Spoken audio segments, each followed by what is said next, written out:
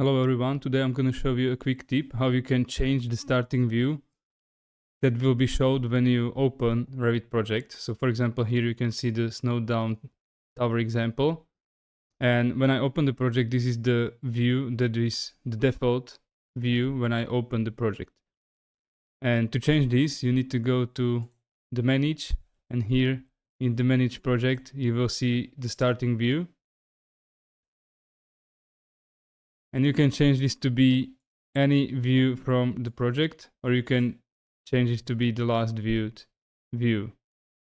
So I will go and change this to be a drafting view. For example, how to use this project 1. Hit OK, and now I will save it back to the project. And this way I have changed it. So now if I will go close this and open it again,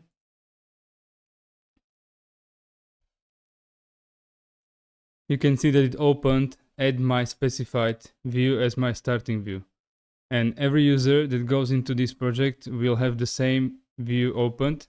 So this is also pretty nice to share important information between the team members, because everyone that will open the project will see the same things.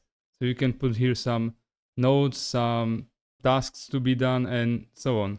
Also, one nice tip is to do not use project views for the starting view.